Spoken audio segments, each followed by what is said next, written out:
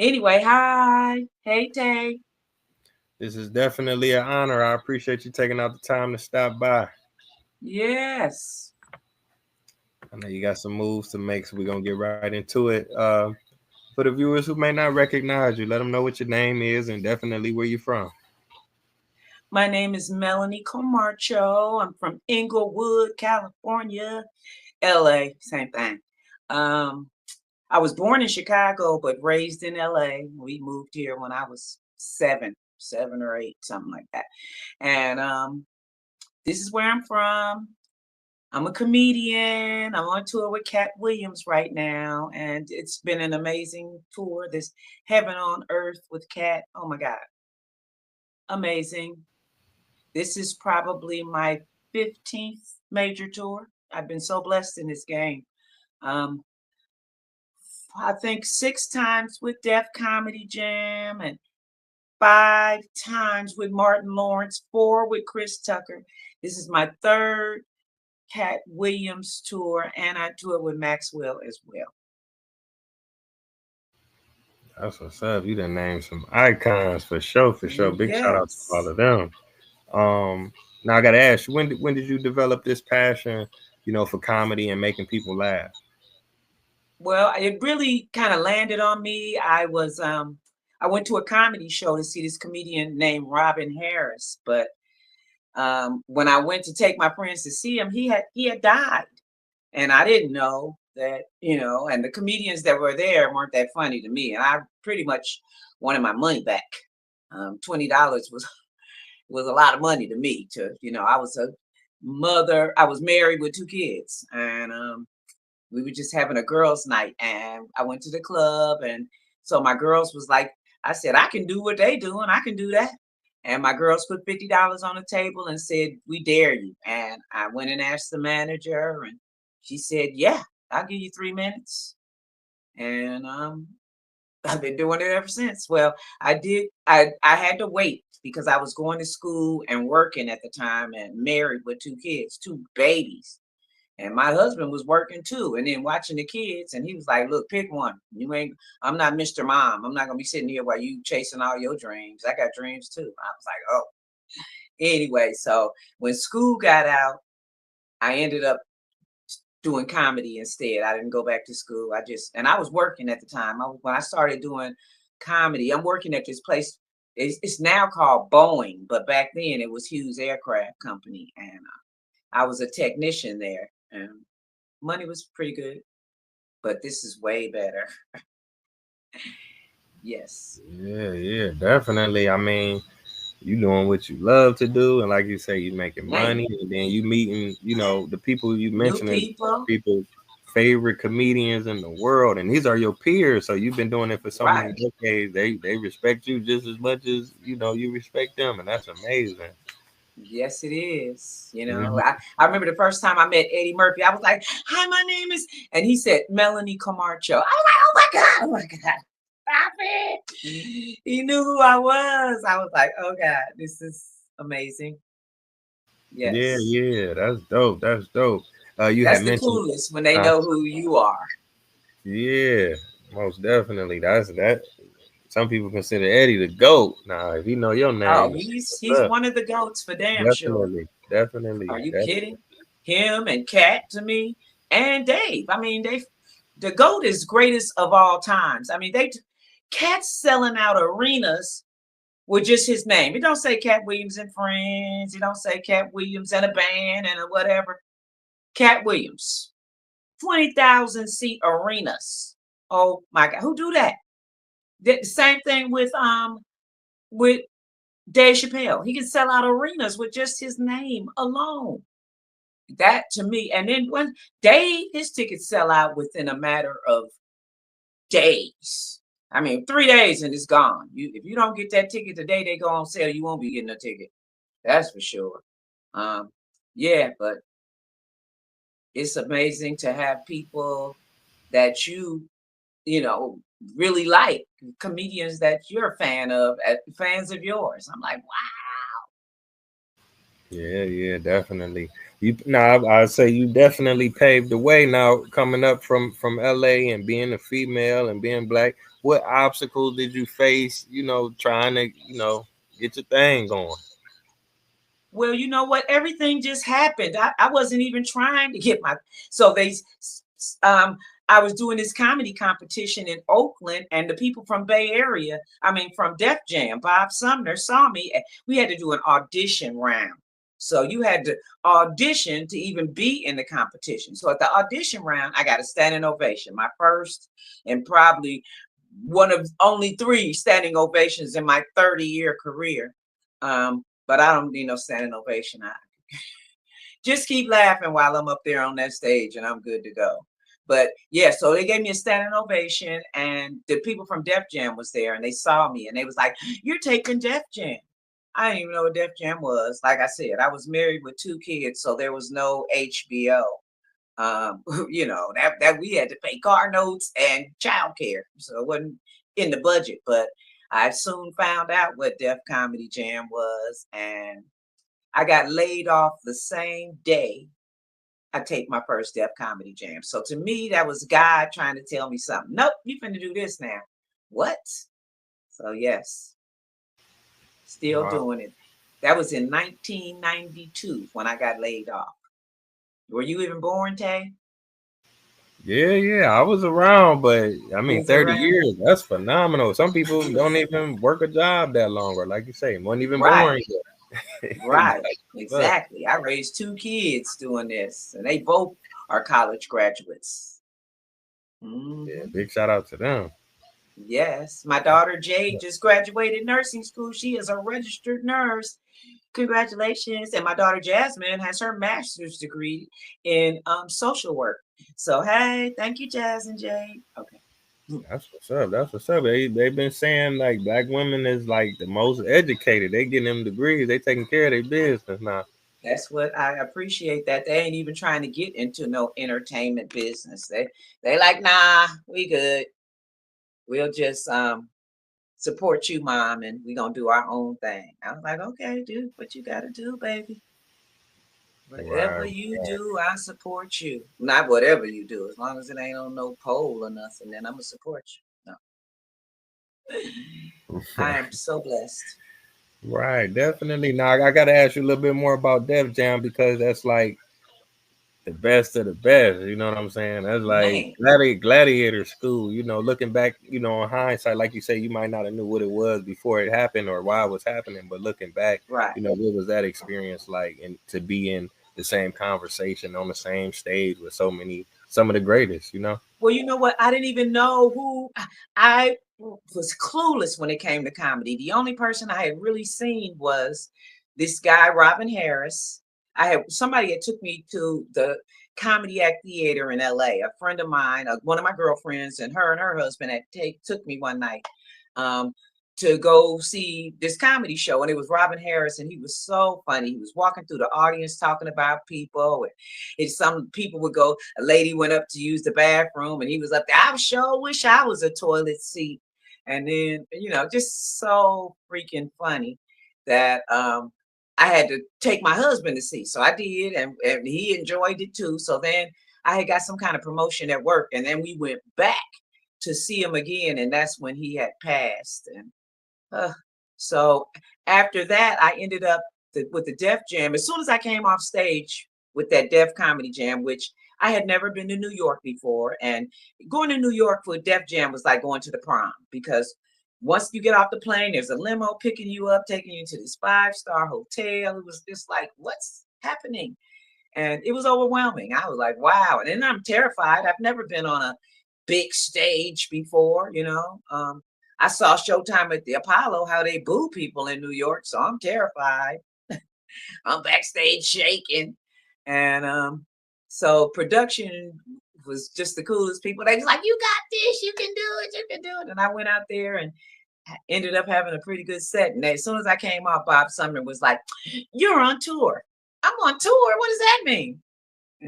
So I toured with Def Jam for probably 6 years, off and on, because whenever I wasn't touring with somebody else, I was back with the Def Jam. I was touring with Chris Tucker and Martin at the same time one time. On the dates I was off with Martin, I was touring with Chris, and it was just, and we fly in private. and I'm the only girl. Oh my God. Except for the one with Katt. With Katt, it was me and Lunell, but we flying private and it was, are you kidding me? I'm on a private plane. No TSA, none of that. I ain't got to check no bag. Oh my God. What a wonderful life. All I Yeah, can say. I that's ain't rich and none of that, but the memories I have are richer than all the money. So I'm good. yeah. I appreciate you sharing them because, like you say, Katt Williams, I think was that last year he did that interview. He was the #1 comedian. Then Martin and Chris Tucker, they was at the top of their game back then. They still on their Right? game, but you know what I'm saying. You touring with Everybody the be at best the of the top at best. one time. Right. Yeah. So that's But they amazing. were, because I was on tour with Chris when he was at the top of his game, and we were doing theaters. Katt's the only one doing arenas. You know what? I take that back. A couple years ago, when Kevin was at his height, he was doing arenas as well. He was Kevin Hart and the Paper Cup Boys, but he didn't advertise the Paper Cup Boys. He just was Kevin Hart, you know, just like Katt's doing. It's just Kevin Hart. I mean, it's just Katt Williams. Yeah. Now what? Yep, Now I yep, was yep. gonna ask you, what is it like? Touring with those guys because a lot of times as fans we just get to see the stage and performance, but we could just only Right. imagine it's a lot of fun times, a lot of laughs, a lot of A lot of pranks fun, a and lot of bloopers. laughs. Oh, Yeah. we be backstage clowning each other. Ah, I saw you flub that joke. You think the audience didn't see, but we saw that. We back there cracking up, talking about each other, having a good time, giving them tags to the joke. You know what you should have said? Let me to give you that. Oh, hell yeah, that'll work. That'll work. I'm doing that tomorrow. So we back there, just having fun, being comedians. It's like traveling with my family. They make sure they look out for me, you know, and we have fun. That's And I love definitely a it. plus, getting to travel Yes. Right. different They places, all different respect cities. me. You know, hmm Let me see now on that. Now I want to ask you a little bit about the acting side. Now you writing and directing movies too, right? you better know it. I'm Yeah. almost finished with my second film as we speak. I probably by Friday I should be done. I'm praying. Yep. So yeah, I wrote and directed my first film, which was called Boosters LA. It's streaming on Tubi right now. I took my money, which I suggest no one to ever do. I took all my money and I borrowed some money from a friend of mine. Well, he invested in me and I love him to death, Sam Watson, who is Al Heyman, who is like the greatest promoter ever. Anybody that knows anything about entertainment knows who Al Heyman is because he put the biggest concerts on from like the 90s, early 90s through the probably 80s. I jumped on board in the 90s all the way to the 2000s. He put on some big shows and he also manages Floyd Mayweather. So that was just amazing that he believed in me enough to give me some money on it. And I even put him in it. He's in the film too. But I ended up calling all my comedian friends because this was ultra low budget SAG. So the lowest pay on the pay grade it was. And I just needed like a day or two. So it's a lot of cameos. Everybody got a scene. There's Sherry Shepherd, who has her talk show on now. Sherry's in it. um, Kim Whitley, oh God, Coco Brown, um, the funny lady of comedy, her name is Yvette. Oh, she's one of my main boosters. Tiffany Haddish is one of my boosters. Um, I got Eric Blake, Boogie B, John Witherspoon, AJ Johnson, Michelet. Oh, Earthquake. Oh, the list goes on and on. I'm trying not to forget anybody. Please don't let me forget. But I'm sure I'm forgetting somebody. But it's a lot of comics and they're all funny in this film. So yeah, I did that. It was my first project and I'm working on number two. Wow, that sounds like a grand slam. You coming out the gate, you know what I'm saying, with the heat. Now I can ask you this. Let me see. What's the difference like, or is it a difference creatively? Like you used to being on the stage and kind of writing in that aspect. Is it different trying to write like a funny movie? Yeah, they're different. So I suggest anybody trying to do it, you got to download this app or purchase this app called Final Draft, which will put your thoughts in movie form. So you write what you're thinking, and it'll put it in format for you. So it depends on what you're writing. If you're writing a comedy, a drama, action, whatever you choose to write. I'm doing a comedy action right this next one too. But Boosters was also an action comedy because they're boosting. They running through malls and stealing shit. It's about stealing. But people in my movie go to jail. I'm not glorifying boosting in any means. I can't stand boosters, matter of fact, because now these boosters got everything at CVS, Walmart, and fucking Walgreens locked up. I gotta wait 10 minutes for somebody to unlock the damn toothpaste. It's ridiculous. Because these boosters going in there stealing the essentials. Do they have that in your city? Do you ever go to the store to get something and it's locked up? Yeah, I'm from Cleveland, so I see it a lot. You got to press the red button for assistance. It's kind of embarrassing sometimes, depending Right. on what you're trying to get. And forever. Pray to God you don't need condoms. We need someone on the condom case, or if you got some kind of, for the girls, some kind of yeast infection, that would get embarrassing. Oh my God. I'm just trying to get toilet paper and soap powder, and I got to push. What is going on? So, yeah, I'm not glorifying at all, but I wanted to do a film that no one has really done a film about. Nobody ever, they do films about boosting cars and jewelry, but nobody did the clothes. And back in the day when crack was out there like that, they had houses set up look like Macy's and on the inside, half of whatever's on the tag. That's what's a big sign on the door. I'm like, wow, let's go shopping. So I said, let's do a movie because that's funny as hell to me. And then people were hitting me up. Oh God, I remember them days. There was this lady down the street from me. And so I just wanted something relatable that people could understand. Yeah, most definitely, definitely. And keep me updated on the next one. I don't know, you might need an extra or something. Oh yeah, right. Where you at? I'm currently in Nashville right now, but I fly Oh, out there wherever Nashville. y'all at. If you in Oh, New so you York, can get there. Don't worry. I'll get there. The Greyhound go everywhere. exactly, exactly. Ah, I well, the really, thing about this next film is I don't even know if I'm in it. Someone has purchased it from me. So um, they saw what I did already and they was like, yeah, we want it. And I said, okay, let me just I want to flip a couple of things and then I bring it right back to you. So it's pretty much yeah. sold. So that's Okay. what I'm doing. I'm selling the next ones. I hope to be part. Well, I still want to do Boosters LA, I mean Boosters Atlanta and New York. That is my goal. I wanted to make it a trilogy because everybody does it different in their cities. So this is how we do it in LA. How y'all do it? So I'm gonna do the same thing. I'm gonna grab all the Atlanta comics. I would go to the stores and talk to the security and ask them, tell me your craziest story about somebody coming in here stealing.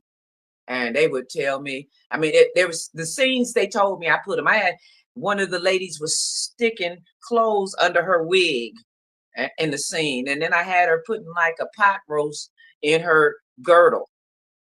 So she in her panties, like, so she got to go home and wash this.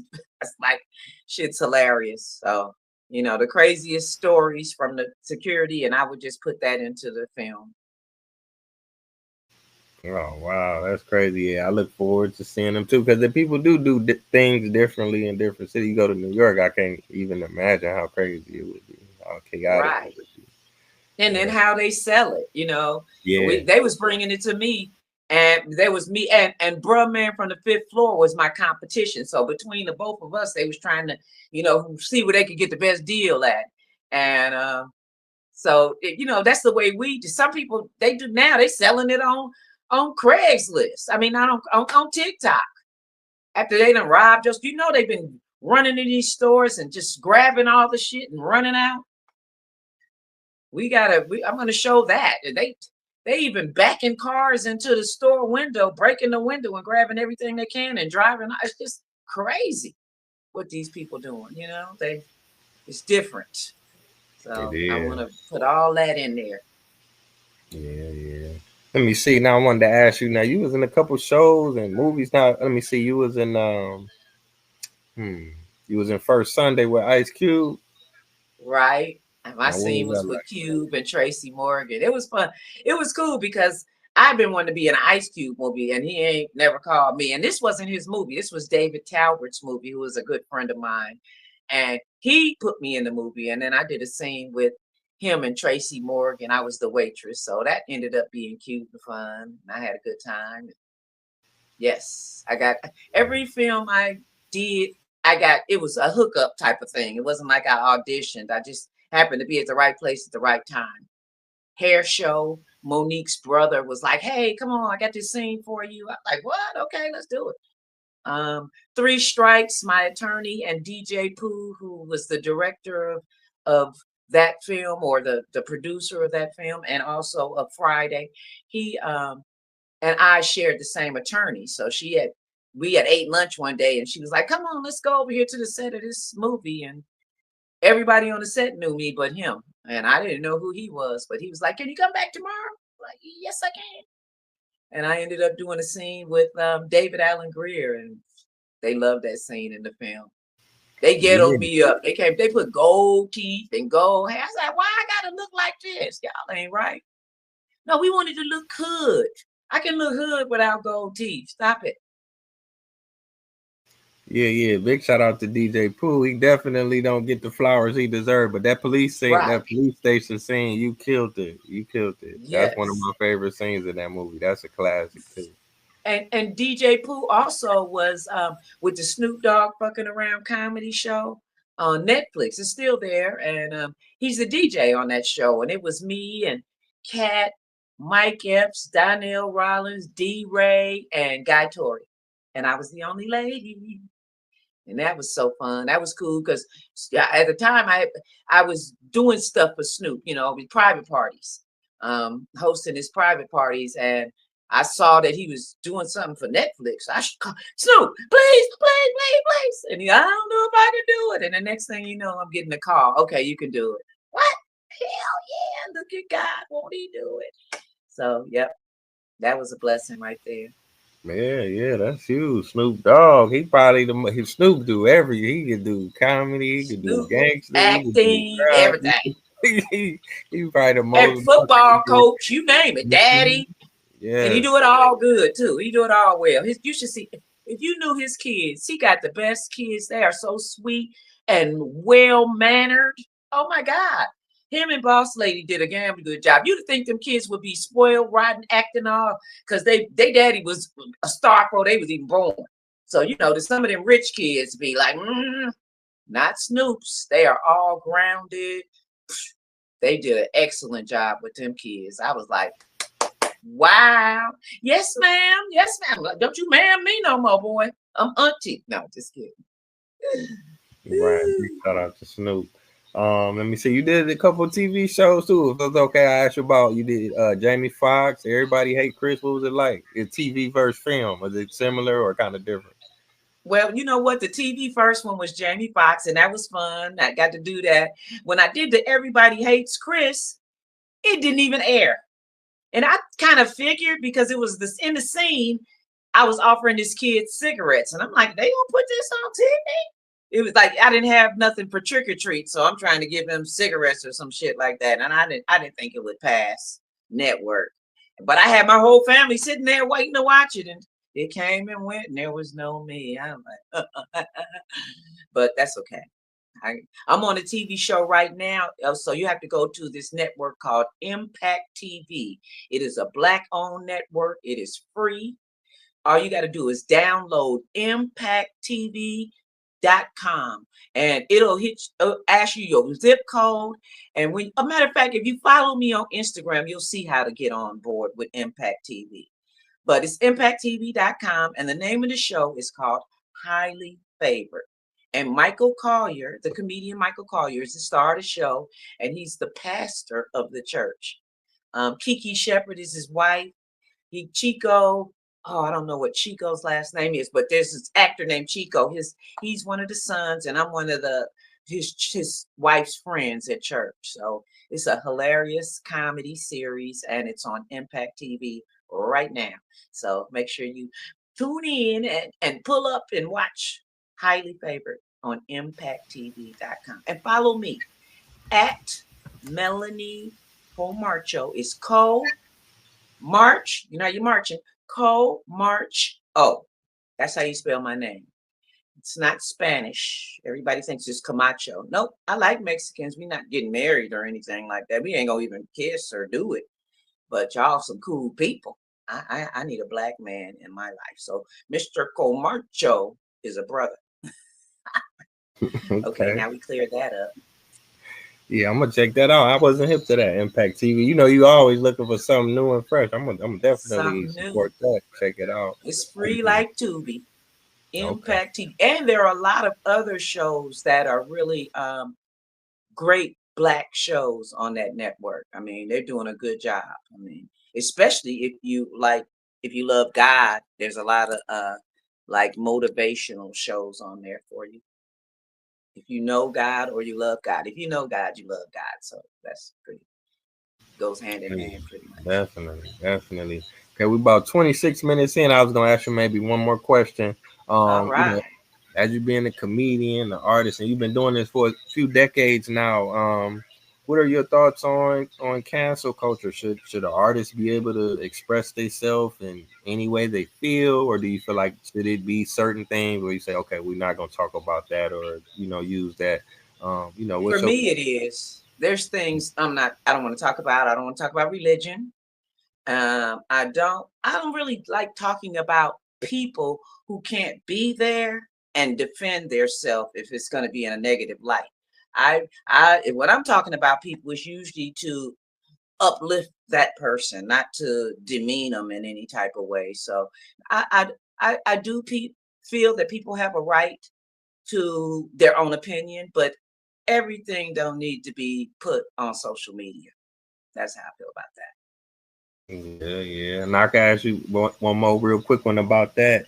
Uh-huh. Like you came in the game, like you say, 30 years and technology is changing faster and faster. We got AI, we got social media now, and you got even comedians that could just hop on and do skits or tell jokes. Right. Has it been a difficult transition for you, or has it been something that's been helpful to you? And what's your perspective on all of that? Well, I say to whatever makes you, if you can make some money doing sketches and skits on Instagram, I say go for it. Everybody ain't built for that. I don't do it. And I'm still getting paid doing stand-up comedy. So, it's good on the internet. But what I say to everybody that's out there doing that on the internet, if you're going to be doing these comedy clubs, you need to grab on one of these young comics, get somebody to help you write some material because you can't go to these comedy clubs doing sketches. You need jokes. They'll come and pack it out for you. Just because you got a million followers don't mean they're gonna follow you to the club. They'll come try to support you. And if they find out you don't have no jokes, they won't be back. It's not cheap. Everything's so expensive nowadays. People can't be affording to go pay, $30 to see a comic that ain't even funny. And that's just to get in. Then you got a 2 drink minimum and other stuff. So, if your girl with you, she gonna want a t-shirt or some shit. So you got $150 and you want whoever there to be memorable. You want to get a picture, that's another 20. So it's expensive going out. So you want to make sure that whoever you going to see is going to be funny. Now, even some of the big names, I mean, everybody has a off day. Everybody except me. No, I'm just kidding. But most people, you sometimes you just ain't the show you could have had. So, you know, oh, he wasn't that funny that night. That was that night. You don't know what happened because no matter what happens, we got to get up on that stage and do our job. So, like a couple of weeks ago, my father died, and I'm on tour, and my family don't want to tell me because I'm on tour. They want to wait till Sunday. He died probably Thursday, so they didn't want to tell me till I got home on Monday. But my cousin, they called and told me on Friday that he died. But that didn't. I just put it out of my mind. I said, no, I'm not going to even think about that until Monday. And that's when I got the breakdown on Monday. But the good thing was I had just went to go visit him because his wife was like, I think you need to come see your dad. And so my sister and I jumped on that plane and went to go hang out with my dad. And like a week or two later, he was gone.